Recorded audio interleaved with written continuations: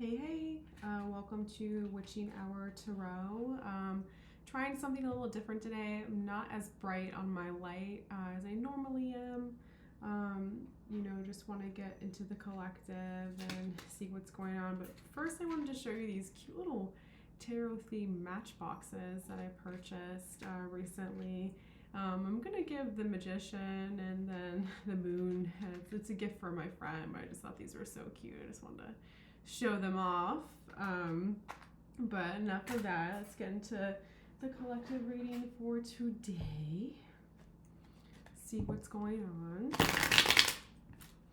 And I already cleared the energy and shuffled the decks prior.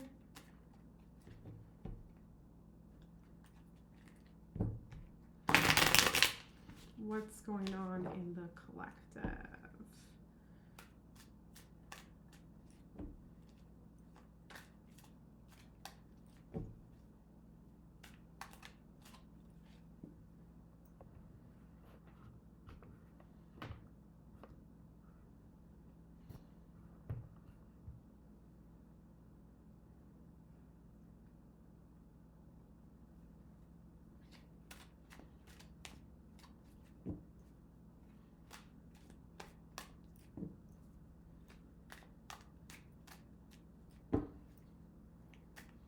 In case anyone was wondering, the mat that I use for tarot readings is actually Gustav Klimt's Death. I really love Gustav Klimt. I think he has one of his most famous paintings hanging in New York City. It's a beautiful golden lady. He's one of my favorite artists, actually, modern artists. Okay, so out on the board we have the Six of Swords. So the swords again are air energy, so Gemini, Libra, Aquarius. This is usually a sign of moving forward, but moving forward in hardship as well, like having suffered. I think the backstory of this particular image is, leaving more or less a barren land due to war. There's nothing left for these folks on this boat anymore, so they're going elsewhere. I actually recently started watching this show, The Vikings. So kind of, not under the sentiment of like discovery and looking for more, and there's definitely a degree of having no choice here. Having no choice but to move forward from a situation, a relationship, maybe, train of thought, cycle of thinking. So, there's been stagnancy here as well, frustration, the situation being out of your control. Oh, the Chariot. So, the Chariot is a really great card. It's the 7th in the Major Arcana. I'm glad we're seeing these 7s here again.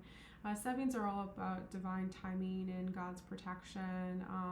The Chariot more or less is a swift sort of movement. I do believe that the energy, I forgot. Shucks. But this image is really, there's so much depth to the image. Just starting from his crown, I believe this is a 6-pointed star right here, to a degree, and then these stars here symbolize something, but this is also the Emperor, so the card of the Emperor, kind of fully being empowered to move forward, having divine protection here as well with the caduceus right here. Again, the caduceus is a symbol of medical, achievement, as well as knowledge in general, spiritual protection, healing. These sphinxes as well, they do, Egyptian symbology is very overlapping, obviously, with the classic kind of gladiator, symbology here.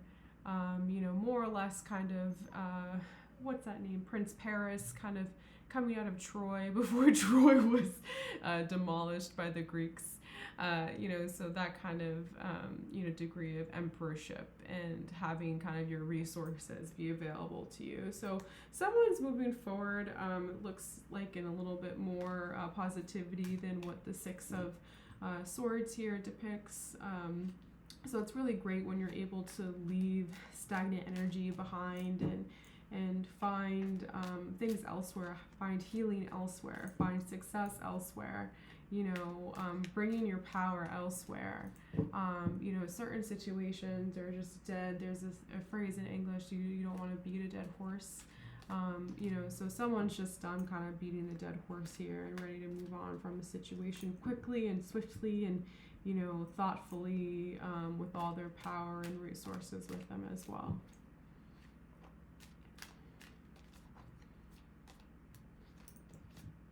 The Hanged Man. Great that we're seeing another major arcana in kind of the initial layout. I did say the Hanged Man. I do say that he reminds me of Robin Hood, but this is a card of enlightenment, of finally seeing things from a different perspective. I did compare it to the Black Crow song, Seeing Things, and it's a really quite beautiful song. You should listen to it, see kind of the feelings that it gives rise in you. But this is kind of just like, the thing about kind of different ways of thinking is that you're so ostracized when you're first, you first kind of come about with those different ways of thinking. Generally they're not socially accepted. So when you see something that other people don't, because of your perspective or your experiences or, whatever might have happened to you in the past, there's a degree of ostracism that some people receive, but pairing with the Chariot here, it's a really strong combination of having the spiritual enlightenment and the tools and the resources you need to move on from a horrible, really painful situation, a situation of despair, and so it's nice to see that energy here for sure. Yeah, and then we have the Page of Wands. So this is a card of messages. Wands, again, are communication, passion. Think the poets, the writers, the musicians of the world, the actors, I love this man's stance here as well, because he really kind of just reminds me of those English Shakespearean actors and how they kind of profess their orate their opinions, like very proud. This is the messenger of a king, someone who's sent out to do a king's bidding and relay a message to whomever, so there's a degree of that here. So maybe you're receiving a message or you're giving a message, you're making things clear to someone finally with this newfound enlightenment that you have. And then let's see what the last of the major arcana of my readings, I like to call them. Glad to see an energy shift here. We've been seeing a lot of the Knight of Cups and the Nine of Wands. My 5 previous readings, I think that the Knight of Cups and Nine of Wands came out for every single time in one way or another. 5 of Pentacles as well, we've been seeing a lot. So it's nice to see some transition here. It looks like with the new moon and everything, that things are shifting out from New Year. Oh yeah, but great. We're seeing the Ten of Pentacles. So again, this is a card of abundance, happy families, generational wealth. You have everything that you could ever want and more, like living more than just comfortably. So this is a really great card to see, very positive in how things are laid out here. Pentacles, again, are earth energy. So Capricorn, Taurus, and Virgo.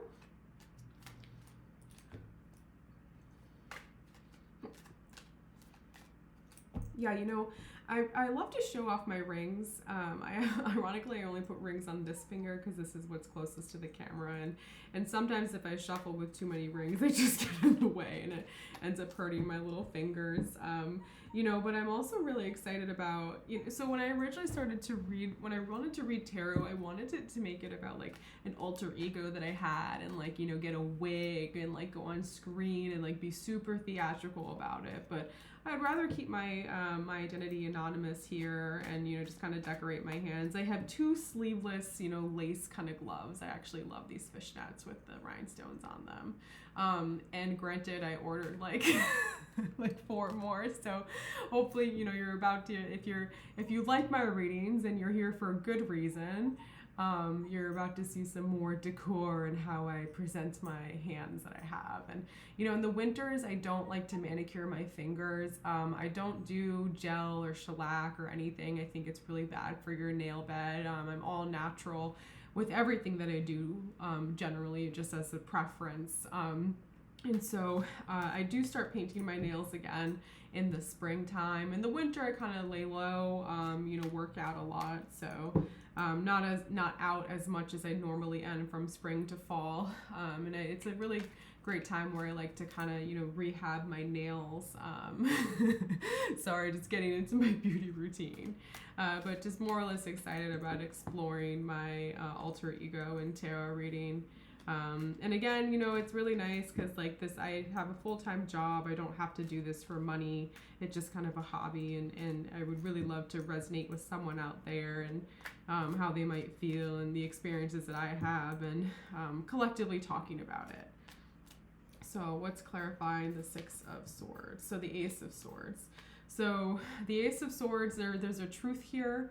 You know, again, this is my Tarot of Sexual Magic card. I love kind of like, you know, the truth that's being depicted here. Like this is someone that is being a masculine that's being tied up by a feminine, you know. So I've been reading a lot about like Lilith and the depiction of Lilith, and part of, you know, owning your dark divine feminine energy, and being in your Lilith kind of alter ego, with all that being said, is you take control of, you dominate in sexual situations. So like, you know, it's really interesting here that there's a truth, you know, maybe someone, this is actually what they really want, you know, they really want to be told no and to say that they're a bad boy, or like, you know, like, who knows, but there's definitely a truth that's waiting to be depicted here. Maybe you have a truth to say and you're looking to communicate it with someone, based on the Page of Wands, but ultimately, you know, it's all going towards good cause, more or less, with the 10 of Pentacles here. And that's the thing with, like, you know, a lot of immature masculine energy. They're very like caught up in their egos and like their kingship. Like, you know, it's kind of funny. You really can't tell any man what to do. You know, and like, so I have 2 brothers, and like I'm well aware, and a very you know, masculine, granted very benevolent father, and I'm very lucky for that as well. I can't imagine having, you know, an angry, aggressive father in any kind of way. It would totally change my perspective of men, with that being said. And I also have 2 benevolent brothers, but very masculine, you know, very masculine men.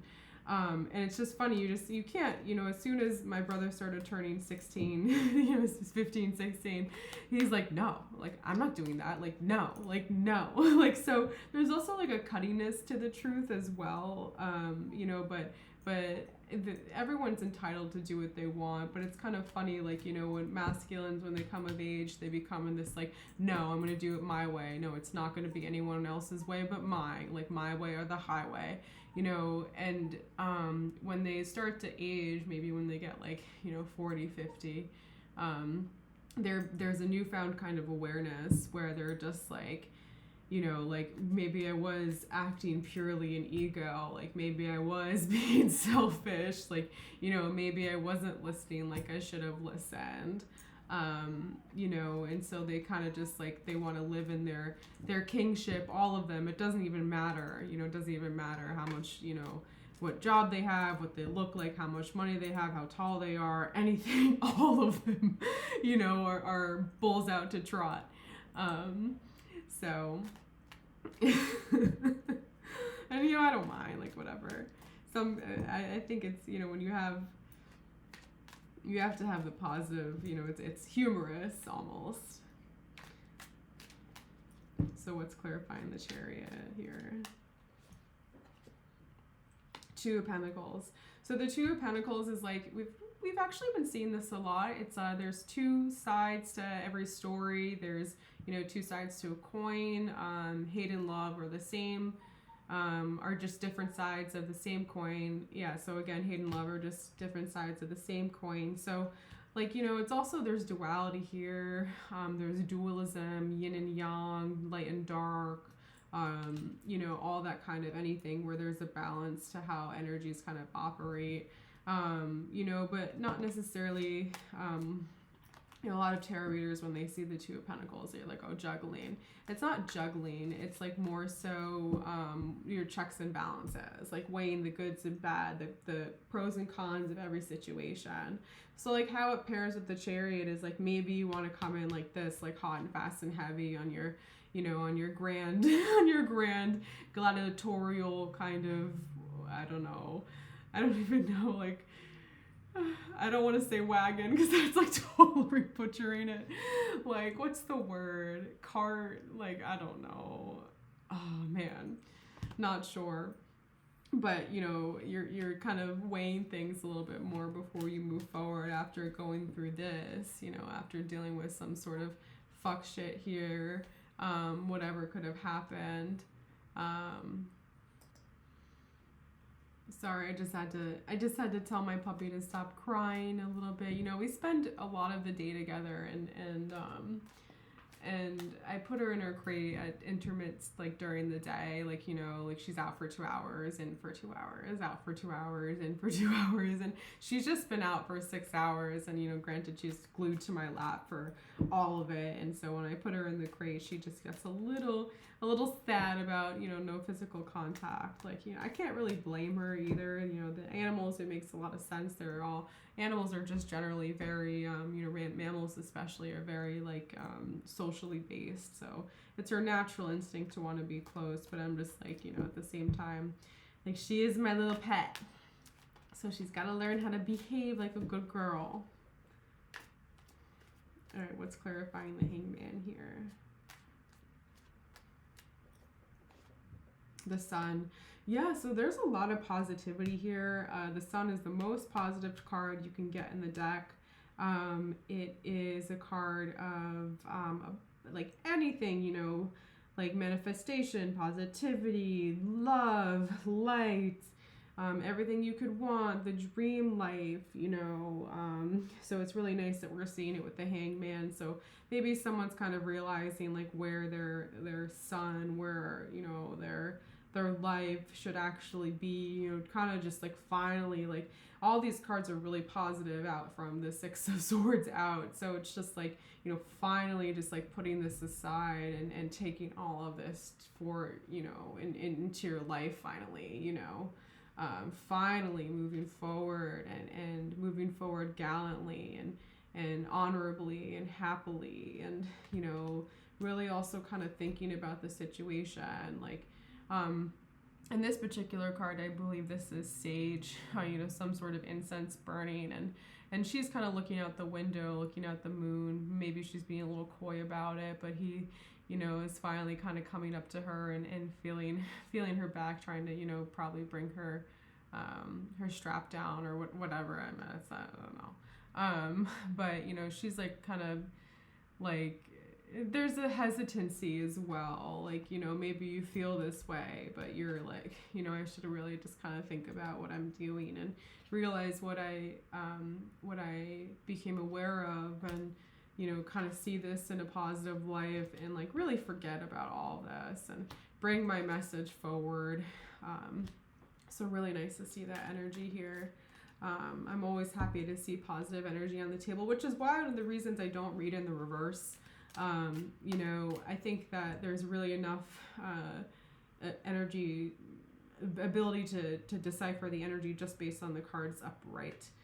When you have, what's 78 plus 78? What is that, like, I don't know, 156 combinations? Like, that's like so many, you know, like, I would have to, you know, study tarot for another, you know, 10 years to get accurate with those kinds of readings, I would say. Knife of Wands. So this is actually the same card. So we have Knife of Wands twice, clarifying the Knife of Wands. So there's definitely a message here for someone, someone looking to relay a message, you know, a message of love, perhaps, you know, discreet love, maybe. Someone's been discreet in the past.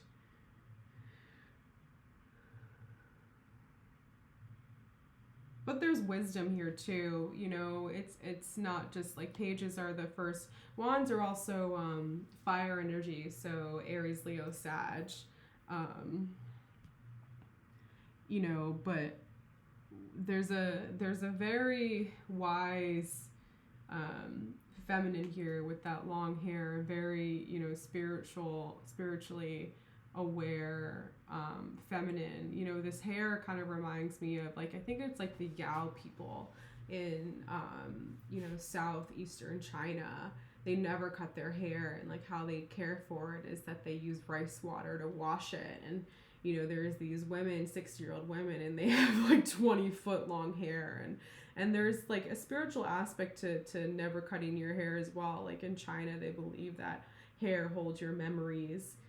So when I see hair, like, you know, beautiful hair long like this, it kind of just, you know, there's a degree of feminine care in how this particular female figure here was brought up or raised, and, you know, really kind of just taken care of, and maybe would bathe her hair by the riverbank in a spiritual life, and you know, refining in your beauty and everything like that. So, you know, but then we have this male figure here who's, you know, he just looks like he wants to what's like I don't know what the right word is, like more than just embrace, like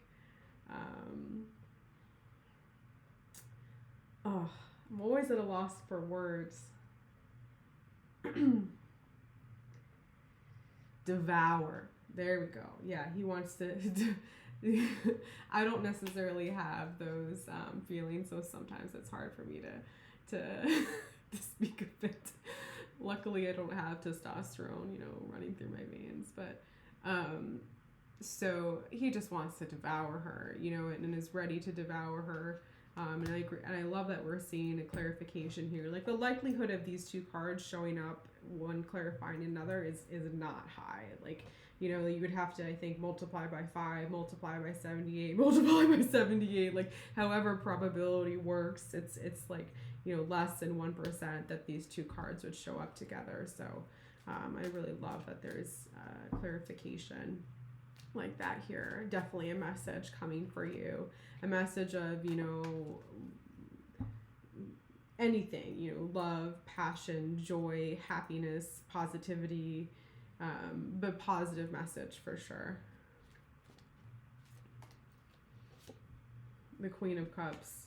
Yeah, so there's a very, you know, sexily kind of in her divine feminine, you know, able to express herself, able to also hold back and not kind of let her more aggressive emotions take over her. Cancer, Pisces, Scorpio, water energy. You know, there's definitely a motherhood to this, like a mother figure here as well, or, you know, you see how she's kind of embracing him and nurturing him, like in her bosom, you know.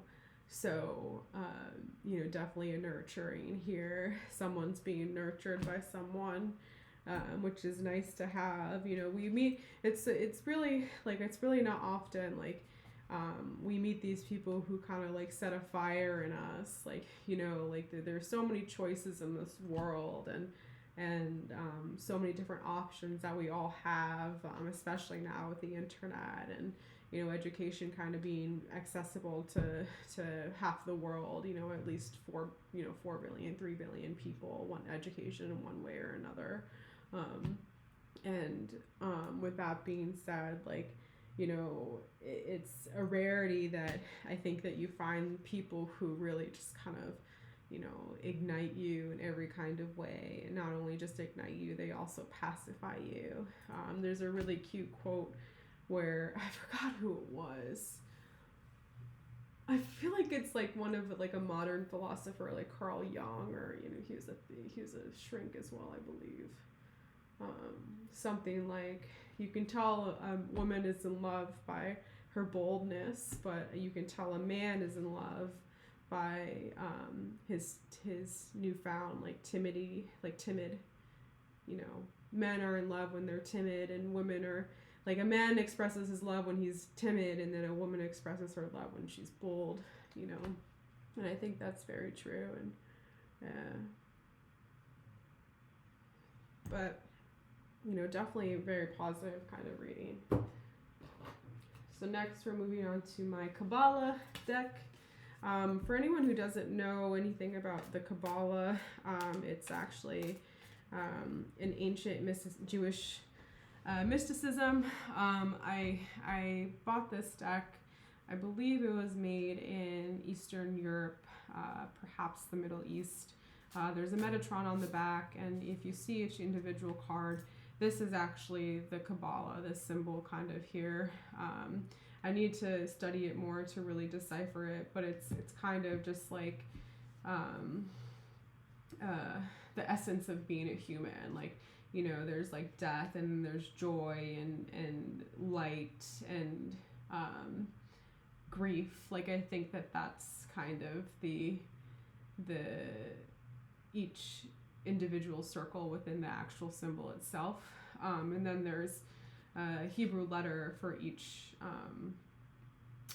These cards are very complicated too, like, Saturn and Libra, there's so much symbology here that I've yet to fully decipher, but just wanted to kind of show you an example. I thought these cards were really interesting, so I did purchase them. But the Kabbalah, just for generally speaking, it depends on how religious the person is. But Madonna is known for studying the Kabbalah. A lot of religious Jews would say that no woman could study the Kabbalah. It's only for rabbis and the most esteemed Jewish like priests, or whatever it could, whatever the correct terminology is here. So, but I disagree with that. I think that you can study anything that you want, and certain topics shouldn't be off subject because of traditionalism. I would love to learn more about these particular symbology in these cards. So what's clarifying the Six of Swords to the Ace of Swords?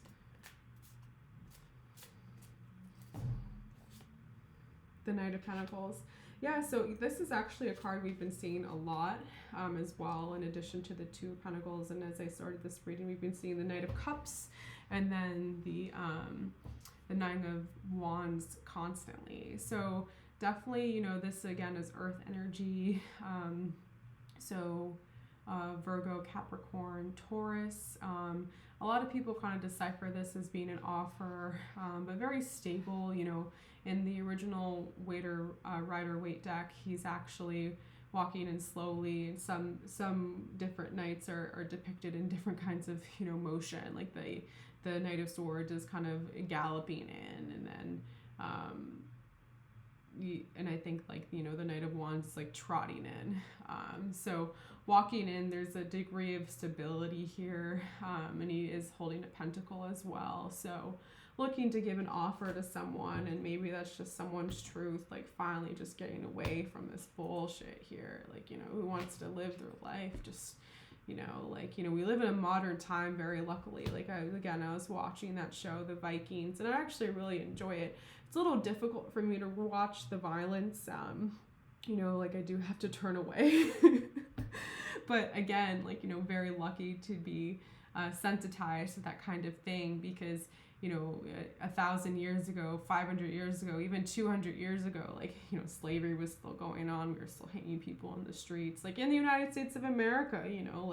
It still happens. You still have these war crimes going on, and people being gang raped, and people being starved, and people just true suffering, totally out of your control. So I'm always very fortunate kind of be in birthed into the life that I have, and you know, not have gone through these torturous situations that a lot of souls who've crossed this planet have. You know, a lot of people have suffered so deeply, like not even just like, you know, my mother's an alcoholic and then, you know, doesn't talk to me because she's too involved in my dysfunctional relationship with my father. My father's an alcoholic and just cheats on my mother. My mom just enables it because she wants to keep the money.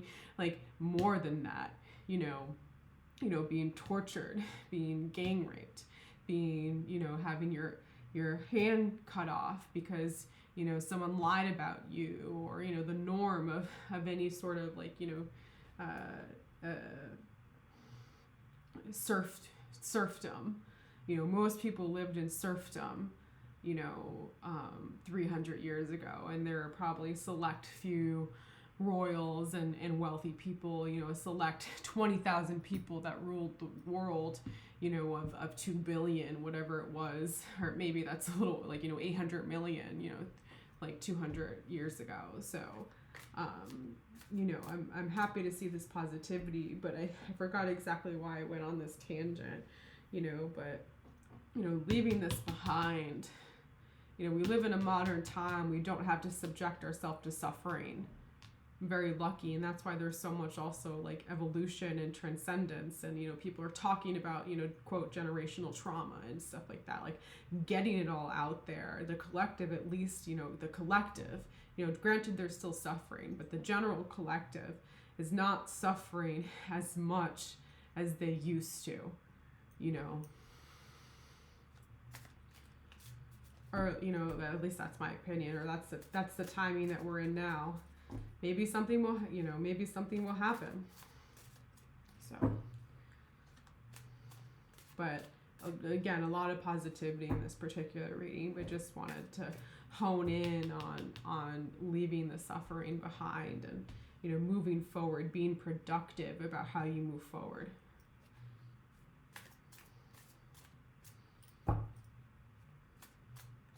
Well, this reading's a little long. Knight of Cups. So there is a Knight of Cups here. Great. You know, so again, on the table, Knight of Cups are Cancer, Pisces, Scorpio, water energy, very emotive. You know, the Knight in shining armor wants to write you love letters, wants to sweep you off your feet. You clarifying the Chariot and the Two of Pentacles, and like, you know, someone's thinking, I think someone's like, what do I do here? What do I do? Like, I want to do this. Like, I want to come in like with my horses, with everything that I got. And then someone out here is like, you need to be romantic. You need to be romantic about it, you know, and realizing that that's the right choice. You can impress people, but, you know, you can't necessarily, like, you can impress people with your status and your wealth and whatever, but people still can't, you know, not everyone can be bought. You know, not everyone can be bought. You can throw money at people their entire lives and their heart is on someone else. You know, their mind is on someone else. So realizing that romance is kind of the key here to, this is definitely a love reading with that. I didn't make it a love reading. It definitely is a love reading. You know, with the sun here and Knife of Wands, you know, knives are passion. So kind of just leaving, it's kind of interesting. We have this contrast of air and then fire. So like leaving the cold iciness behind and just kind of, you know, embracing your passion here.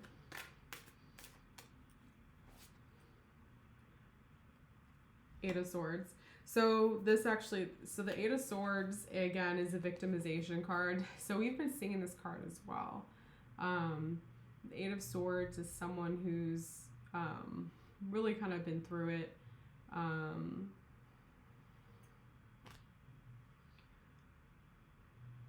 It's like on the back of someone's mind.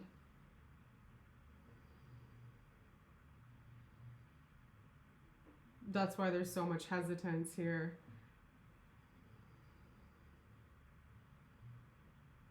because someone's like, this could go the best possible way, but what if this happens?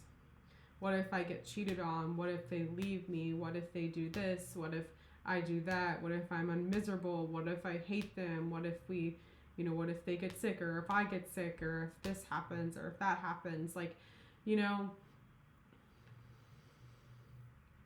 it's anxiety inducing. Someone's definitely in anxiety about their choices here. And it's a shame that it's such that there's an undercurrent of this as well, because there's so much potential here.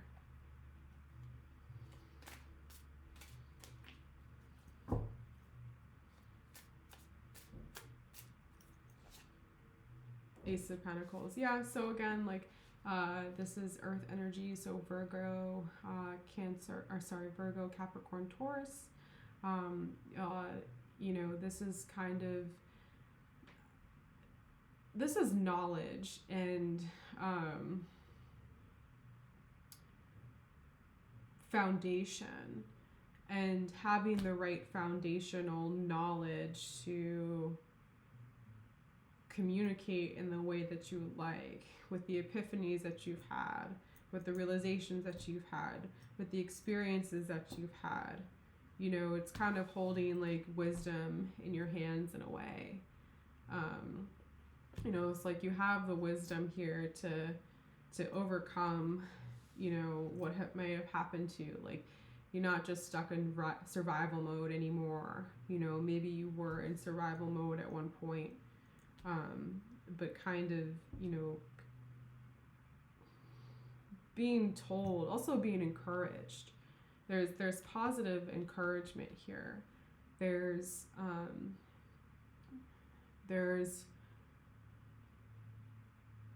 what's the word? Not grooming. It's the wrong word. Mentorship here.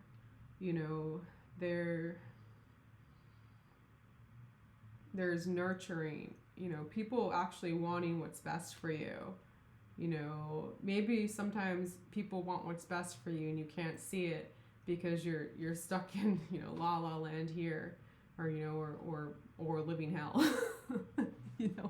You're stuck in living hell here. People want what's best for you, and maybe they're a little harsh about saying what's best for you. Like, people, when friends get into fights, like, friends get into fights because they care about you, like real friends. Like, I had this dear friend who, would say that this other friend is bad for me. This person was a bad influence on me. I adored both of them, but they would say that this person is a bad influence on me. But my original friend who said that was probably very correct to say that. Was she also, like, a little judgmental and sheltered for saying that? Maybe as well, but my point is that the truth was hard for me to hear when she talked about my friend that way, saying that she was a bad influence on me. It was hard for me to hear that because I adored her. But sometimes the truth is hard for you to hear.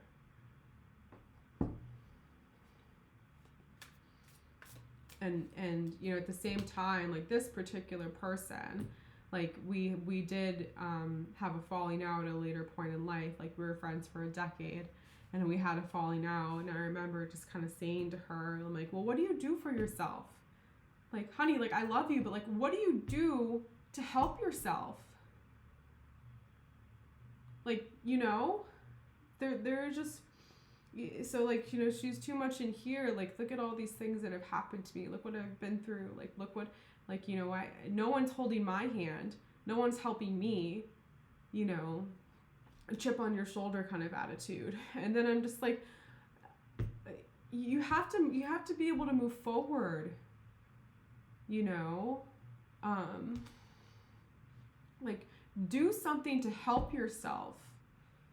And that's what good friends really do. They kind of make you realize, make you see things that you haven't seen. communicate with you effectively, you know. Anyway.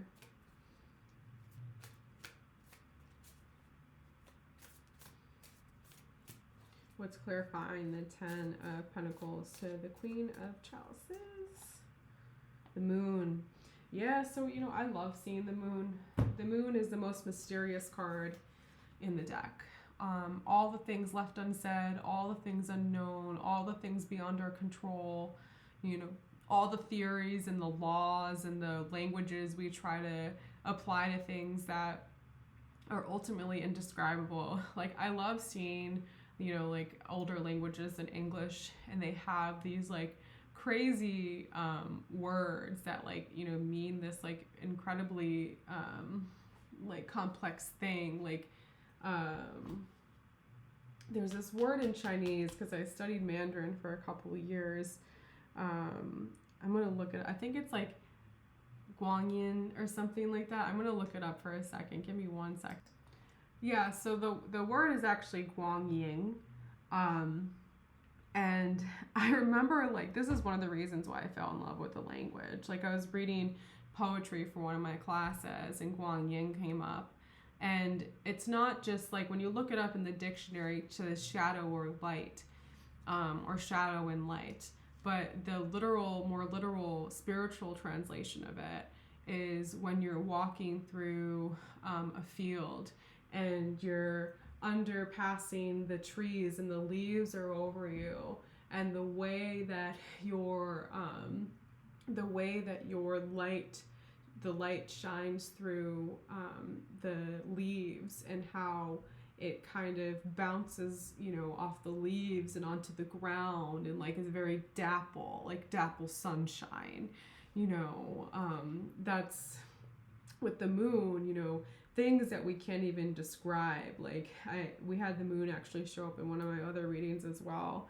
And like, you know, Stephen Hawking, like bless his soul, bless his heart, you know, is disabled, paralyzed, and spent all this time on trying to uncover the secrets of the universe, and came up with an algorithm and, you know, calculations to decide how the universe originated 12 billion years ago.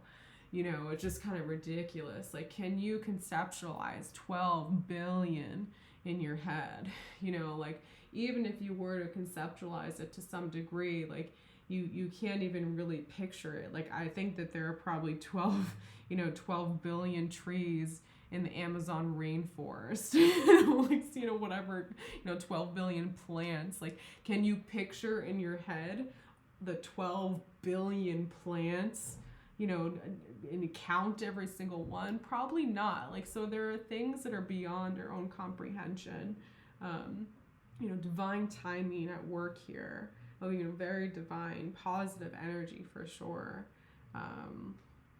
So, you know, I think that you have abundance coming for you, and, you know, happy, love, nurturing situation where you're encouraged to grow.